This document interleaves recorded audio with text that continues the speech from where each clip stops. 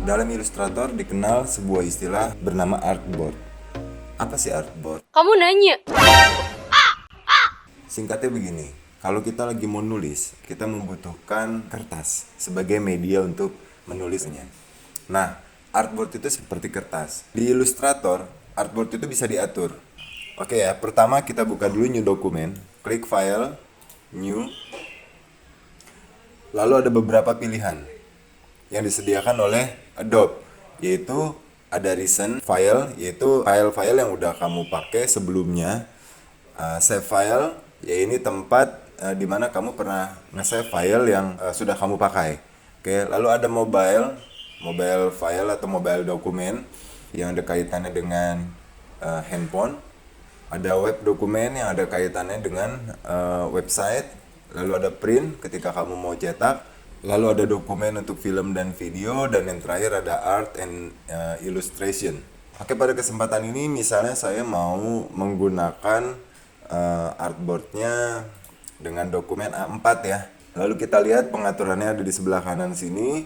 Kalau kamu mau memberikannya nama pada project kamu, kasih aja nama. Misalnya project 1. Oke. Ini ukurannya. Nah, ini bisa kamu ganti misalkan pakai milimeter, sentimeter, atau pakai pixel gitu ya. Oke, ukurannya tidak berubah. Nah, ini adalah orientasinya. Kalau yang portrait, maka ini orientasinya kertasnya itu berdiri nanti.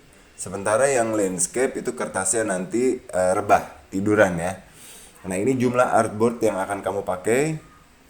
Misalnya saya mau pakai artboardnya 1, lalu ada bleednya untuk pengaturan bagian atas, bawah, kiri, dan kanan. Itu semacam kayak margin gitu ya. Lalu ada advanced option. Di sini advanced optionnya ada 3. Yang pertama ada color mode. Color mode-nya itu ada 2 aja. Oke, kalau si MYK color itu biasanya dipakai ketika kamu ingin output atau final artwork kamu nantinya di print. Misalnya dalam bentuk majalah, koran, poster, flyer, yang betulan di print. Sementara untuk RGB ini untuk keperluan media digital. Misalkan untuk diupload di media sosial, di website, blog gitu ya. Nah, katakan kita menggunakan RGB color, lalu ada raster effect. Raster effect itu semacam kayak kedalamannya. Nanti seberapa jernih, seberapa jelas, tinggal kamu pilih. Biasanya saya pakai high yang 300 ppi. Oke, preview mode-nya kita setel aja secara default. Lalu ada more setting yang menurut saya ini jarang sekali dipakai karena itu tadi kita juga sudah melakukan penyetingan ya, sama aja. Ini kita cancel. Oke, jadi untuk sementara ini artboard yang saya pilih adalah A4. Saya pakai orientationnya adalah landscape, jumlah artboardnya 1, color mode-nya RGB, dan raster effect-nya high 300 ppi. Lalu saya klik create.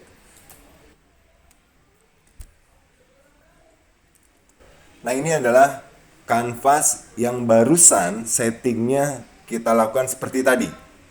Oke, kita buat lagi. Oke, klik file, new. Kita pilih lagi A4, tapi sekarang kita ganti orientationnya menjadi portrait atau berdiri. Oke, yang lainnya nggak perlu kita atur. Kita cuma mau lihat hasilnya. Perbedaan kanvasnya jadi seperti ini. Oke, ini yang landscape yang pertama, ini yang kedua yang portrait. Kita bikin lagi. Kita buat lagi. Apakah dalam satu tampilan bisa ada beberapa artboard yang berbeda? Jawabannya adalah iya. Bisa. Dalam satu tampilan bisa terdapat beberapa artboard yang berbeda. Contoh, saya kembali menggunakan A4, lalu saya pilih orientationnya portrait atau berdiri, lalu artboardnya di sini kita ganti nilainya menjadi 4. Kamu bisa klik tanda panahnya untuk menambah atau mengurangi jumlah artboard, tapi kamu juga bisa langsung mengetiknya di sini. Misalkan 4 artboard. Oke, lalu klik create. Maka berbeda dengan sebelumnya itu jumlah artboardnya 1, maka tampilannya seperti ini. Juga ini. Sementara untuk yang sekarang kita menggunakan artboard tadi berjumlah 4, maka tampilan seperti ini. Ukuran kertasnya sama, kualitasnya sama. Cuman bedanya kalau kita mau membuat desain dalam 4 bentuk yang berbeda, kita sudah dimudahkan. Karena ini ketika di save, ini pun hasilnya hanya menjadi satu dokumen. Artboard juga bisa diatur melalui tool yang ada di sebelah kiri sini. Nah, ini ada namanya Artboard Tool. Klik di sini. Secara otomatis dia akan meng-highlight artboard mana yang ingin kamu setting ulang. Oke, contohnya nih artboard nomor 1. Saya kepengen di tengahnya ini ada save margin, ada titik center, dan yang lainnya misalnya ya. Oke, saya double klik aja di artboard toolnya. Lalu muncul artboard option berupa dialog box seperti ini. Nah, di sini saya bisa loh mengubah ukuran kertasnya seperti yang tadi. Lalu orientationnya bisa saya rubah lagi. Terus pada display, saya misalkan centang ada show center mark. Nanti di tengah sini itu akan muncul tanda titik center. Lalu misalkan saya mau juga ada save area, yaitu batas aman kita membuat desain. Lalu saya klik sini. Oke, setelah saya klik, saya tinggal klik OK. Berbeda dengan 3 artboard yang lain, maka artboard pertama yang barusan saya resetting itu sudah mendapatkan tampilan atau view yang berbeda.